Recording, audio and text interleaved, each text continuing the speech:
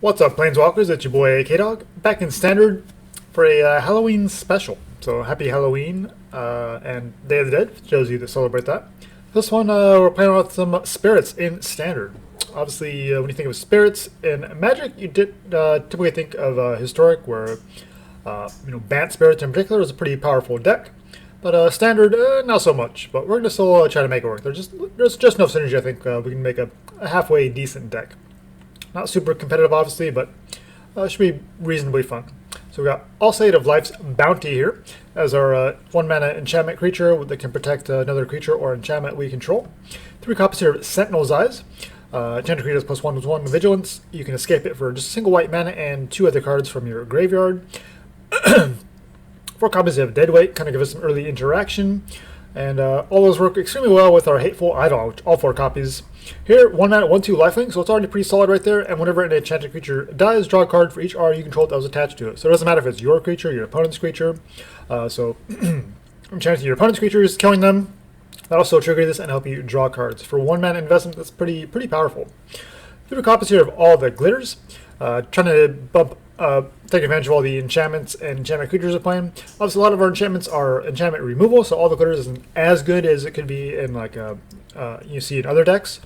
But it's still pretty good with all of our enchantment creatures and things like that. And of course, it counts itself. 4 copies of Ghostly Pilferer. It's going to give us a nice card draw here resource. 2 mana, 2/1. Whenever it comes on tap, you can pay 2 to draw a card. Whenever an opponent casts a spell from anywhere in their hand, you get to draw a card as well. So good against adventures and things like that. And we can discard a card to make it unblockable. So basically, just trying to tap this guy down in some way to get through for damage, and then use it to draw cards on our upkeep. A nice way to do it here is with Shacklegeist. It's 2 mana, 2/2 flyer, so pretty solid right there. However, cannot block creatures unless they have flying, and you can tap 2 untapped spirits you control to have a tap target creature you don't control. So even if you don't have anything to discard or otherwise don't want to attack their Ghostly Pilferer, you can just hold it back, and then before your opponent goes to combat, you can just tap down their biggest threat with a couple of your spirits, like your Pilferer, maybe the Shacklegeist, things like that, and yeah, make it difficult for your opponent to actually apply pressure to you. 4 copies of Mire's Grasp. Basically the same thing as Deadweight, but this goes -3/-3 instead. 4 copies of Skyclave Apparition, one of the better spirits we have access to, in addition to our Eidolon. 3 mana, 2/2. It is double white, so obviously it's a little bit tricky here, not a 3-color deck, but definitely absolutely must play. We get to exile a non-land, non-token permanent with mana cost 4 or less. Of course, they do have a way to deal with your Apparition. They get XX backs or X equal to the mana cost of that card. So if they have a way to deal with your Apparition here, they don't get their card back, they just get a token instead. 2 copies here of Demonic Embrace, since we're running the Aura theme. It's kind of one of the better Auras we can do, and of course discarding this to a Ghostly Pilferer. Not a bad synergy, because you don't just get it back out of your graveyard. And final here, we have 2 copies of Lurrus. It's pretty heavily invested in 1 and 2 drop. Lurrus is pretty powerful for helping you get those back out of your graveyard, fighting through removal, things like that.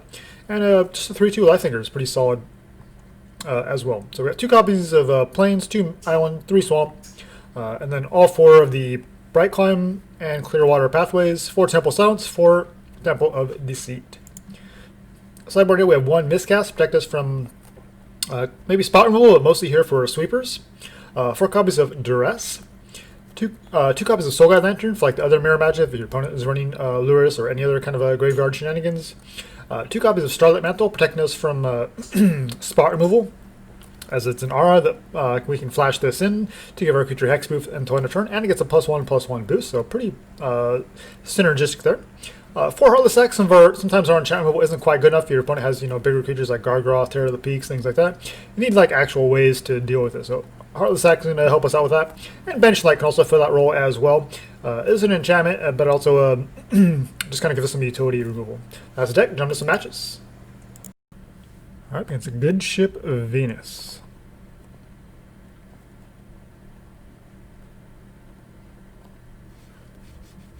Pretty land heavy, but the Pilferer and the Shacklegeist are pretty good together. We got the Scry action as well, so we'll give it a try.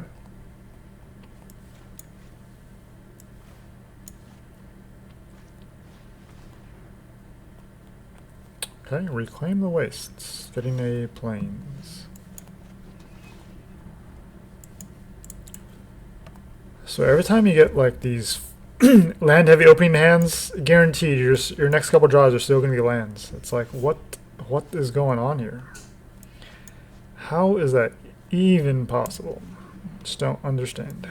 Well, Shacklegeist can potentially attack in through the air if they have a creature here, so give that a try.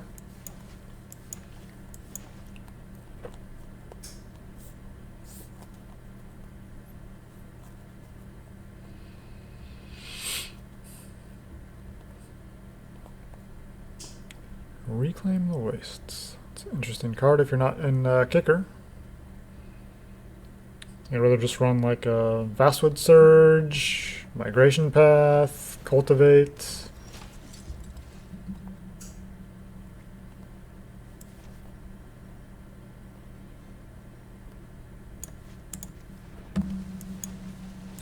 Oh, get that off the board. Swing 2 in the air, play our Pilferer. Well, put in discard fodder to get in unblocked.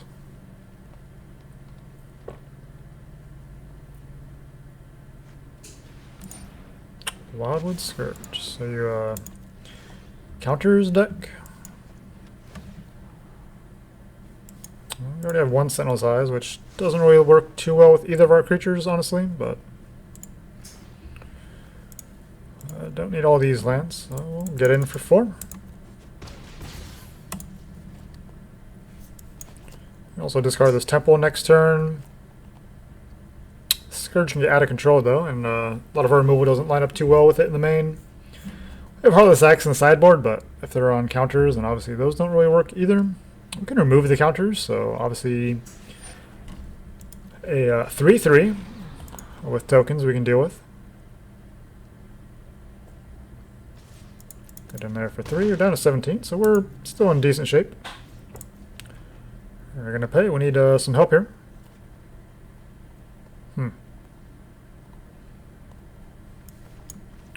So we can drop Lurrus. Discard. I don't think it matters too much. Do the Temple of Deceit. Keep the silence. Wait for 4 more. So opponent's down to 11. We have some life gain. Just need to steer clear of this Iron Scale Hydra. Oh, Iridescent Hornbeetle. That's cool. Now, Selesnya counters list. The Iron Scale seems more like a sideboard card, but they're running it main deck. It's interesting. 5 mana, it's pretty expensive, especially when you're trying to run the Hornbeetle. And that's only good against other creature decks. There's no shortage of those, so... yeah, no counters for you.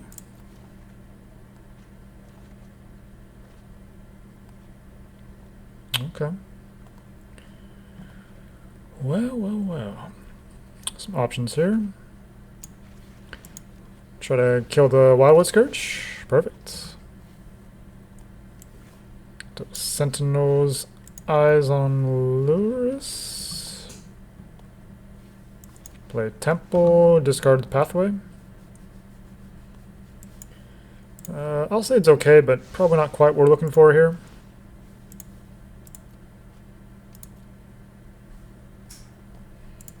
We'll keep our Lurrus around. So next turn we can play the Mire's Grasp on the Hornbeetle or something else they might have. Okay, we can kill the Acolyte.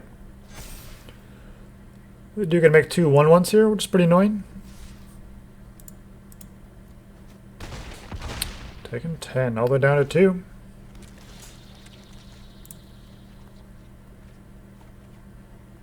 Alright, another Pilfer. Well, we can definitely get that Acolyte off the board.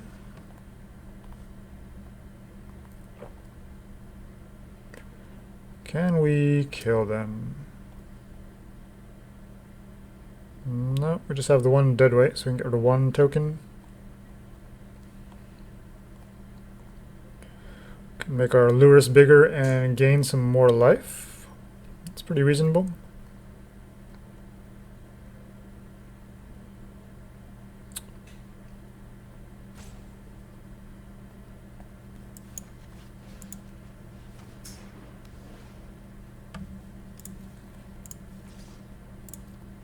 Creatures attack through the air.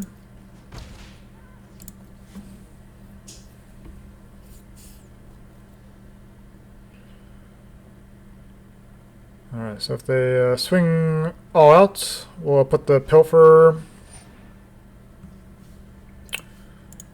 Of course they had the answer.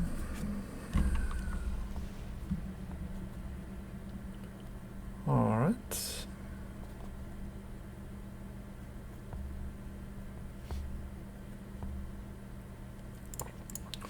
Demonic Embrace is good, but we need the Banishing Lights to kind of deal with them.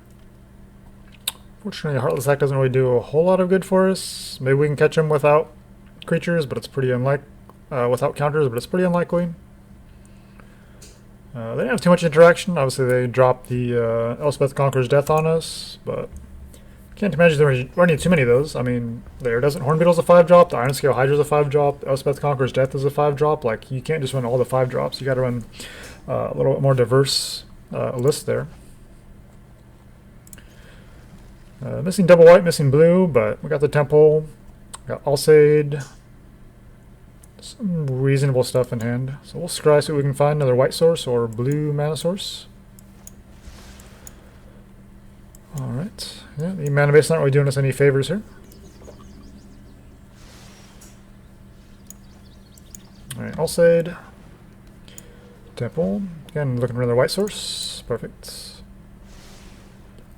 This kind of sucks because we don't really need more lands with all these swamps in hand, but let's get Lurrus down, swing one.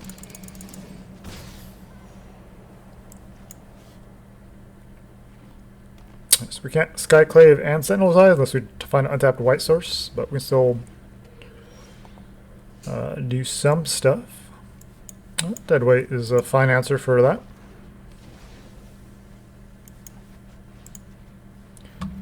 Gain some life here.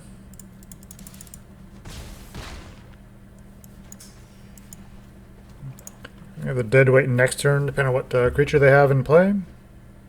Or Apparition as well. Either one of those would work. Right, so they got counters, then yeah, we'll drop the Apparition.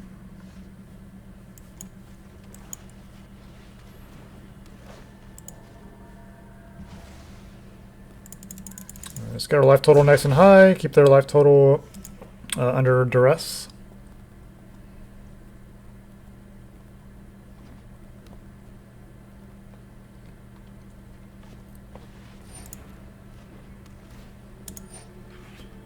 Alright, so 4 mana Acolyte that does nothing. Seems pretty good. Hateful Eidolon. Okay, we'll double Deadweight then. We can get them back with Lurrus. Draw a card. Definitely seems worth it. Whew. I mean, their deck is obviously pretty slow. They got lots of 4 and 5 drops, it seems like. Even the Gnarlid Colony, their 2-drop wants to be kicked, probably. Which would be a 5 mana spell in that case.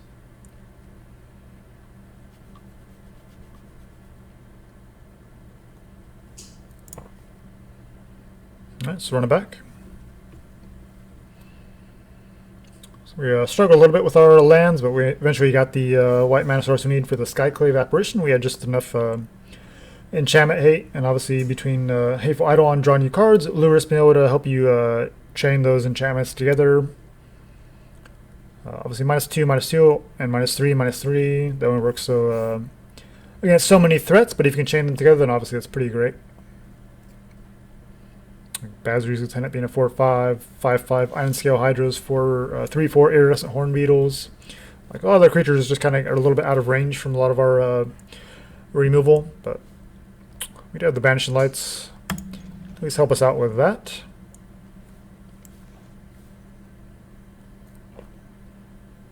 And since they're a little bit slower start, I think it's worth trying to get Eidolon down on 1 here. Double Pilfer though, that's pretty good.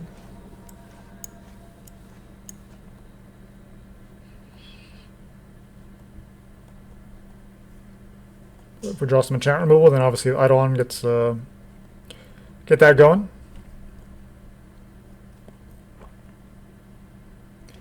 Haven't seen much interaction on their end, other than Elspeth Conqueror's Death.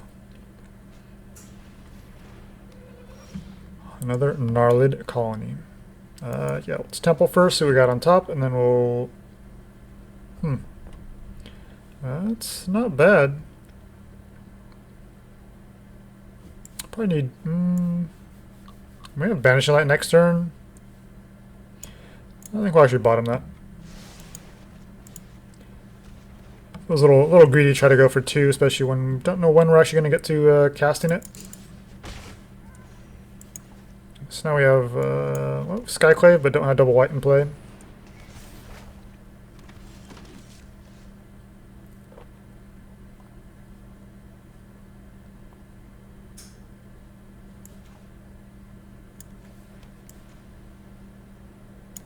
We'll get the Pilfer down. We have what black man opens, so we can deadweight this.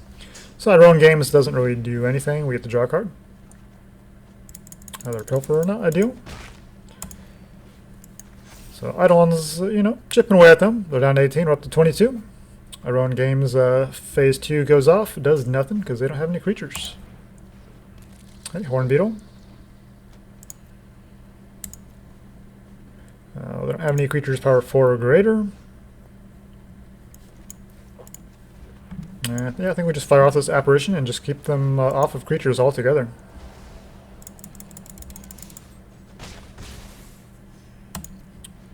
Probably draw a card. We'll see what they do there. We do obviously want to consider our Banishing Light. They'll probably have something for us to target. Perfect. Acolyte coming down, doing absolutely nothing. I mean, good chance we draw land, but if we don't, we'll decline. We'll play it safe here. Okay, Shacklegeist. Alright, Apparition's going to hit the Acolyte. Again, just trying to keep them off of creatures. And yes, there you go. Alright, putting it down to 10. So that was one of the worst Iron games you can have. That does give them 5 mana here if they're missing a land drop, and they have plenty of 5 drops. They can Elspeth Conqueror's Death Apparition here. Get one of their... well, they don't get a creature back, and they get a token. That'll kind of slow us down a little bit. Wildwood Scourge on 4. You got it. I think I will pay. No, still can't find a land. Still cannot find a land.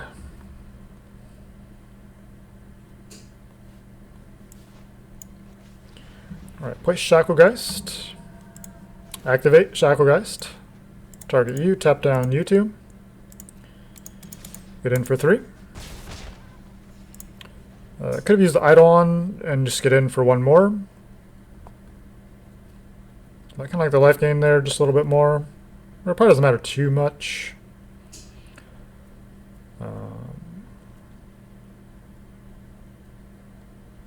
They're not in a good spot. I mean, they're pretty. Seem like they're pretty heavy on the curve here. Trying to get up to 5 mana, and they use their token to run the Scourge, just trying to put up a wall against us.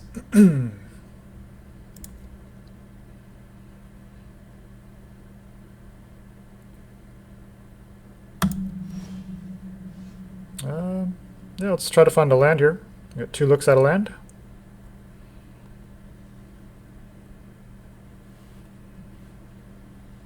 Opponent. There's a land. And a land.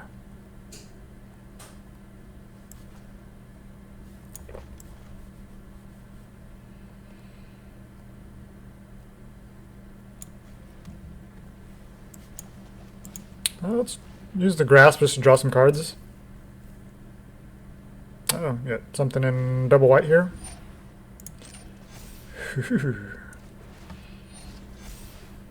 Okay, you got protection. Seems pretty good. Let's see.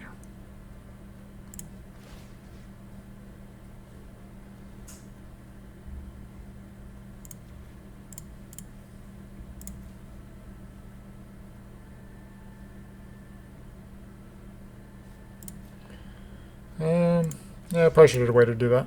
Just swinging 2 in the air.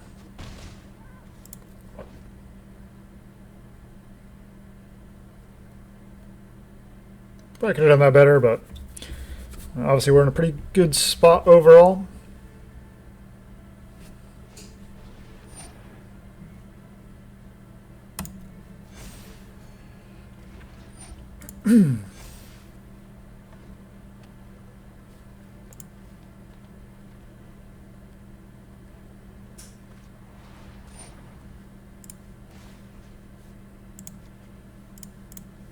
Tap these guys down. Tap their Wildwood Scourge. They get our Eidolon off the board. And they're tapped out with a 4/4 to defend themselves. And we have the Banishing Light.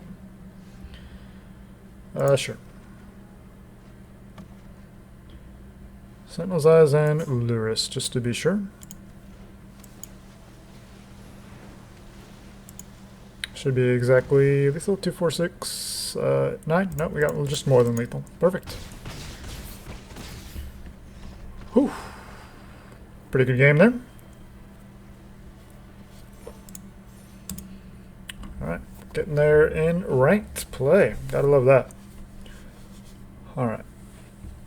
So obviously not super competitive, but it is a fun little list. Just try to come up with something a little bit Halloween themed and spirits. There's obviously magic. There's no shortage of things, but spirits is definitely high on the list of things that you think of when you think of the kind of Halloween, Day of the Dead celebrations. And obviously, historic has already been done with spirits. There's already pretty well defined list, like Bant in particular.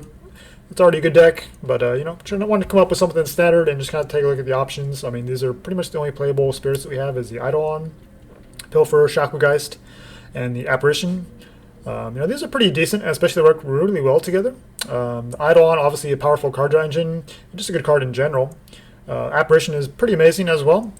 So obviously, trying to run 3 colors with the current mana bases we have. Obviously, we don't have the Esper Tri-lands from Ikoria. They didn't give us Esper Tri-lands, which would have been really nice, but trying to make the best we can do here. And so I overall feel like the mana base is pretty good, but just the nature of the pathways, it's going to be a little awkward at times.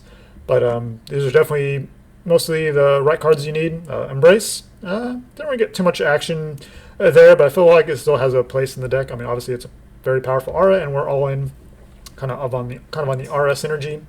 All the glitters. You could go 2 Alseid for all the glitters. Not entirely sure if that ratio is accurate. Maybe even 2 Sentinel's Eyes.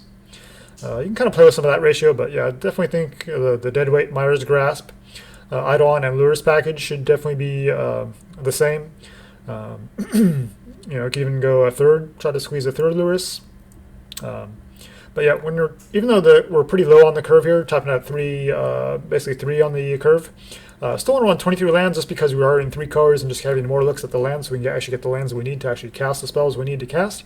It kind of sucks when you do flat out, but we have some discard synergy here with our Ghostly Pilferer and things like that, and kind of there's lots of little card draw synergies. But that's, of course, if your opponent doesn't interact with you, which is kind of where the deck's weakness really lies. It's kind of a little slow to get going, a little bit clunky with the mana base. Lurrus obviously helps out a lot, but we are just running the 2 copies. Maybe you could try to force a third one in, maybe cut the Embrace package, but obviously Embrace is a pretty good card, so it's kind of hard to really do that. Lurrus also being a legendary as well feels bad if you're having multiples of these in your hand. Sideboard. I've mostly been playing this in best of 1, so sideboard definitely tweaked a little bit. Heartless Act kind of felt bad against the counter deck, but counter decks don't see a ton of play. Obviously, there are some, Selesnya, Golgari, Abzan. They see, a fair amount of play, but we'd have Banishing Light to help us out with that. And even those decks run at least some things that don't actually have counters on them, or like the Luminarch Aspirant type things, where you can actually kill them before they get the counter, things like that. So overall, Heartless Act, I feel like it's still the best play because there's lots of bigger creatures you need to deal with, especially since our enchantments don't really interact too well with like Terror of the Peaks. Ashayas and just kind of bigger threats like that. Obviously, since we're playing Lurrus, there's a good chance we'll come up against other Lurrus decks, so having Soul Guide Lanterns here to interact with our opponent's graveyard feels like it's pretty important. Duress to come up with control decks where enchantment removal doesn't really do a whole lot, and then Miscast to kind of protect us from like board wipes and even spot removal if we have to. And the Starlit Mantle is really here for the spot removal. And being Aura, gotta love that synergy there. So yeah, that's the list. So thanks for watching, guys, and hope you have enjoy your Halloween. All right, till next time, Jank with a purpose.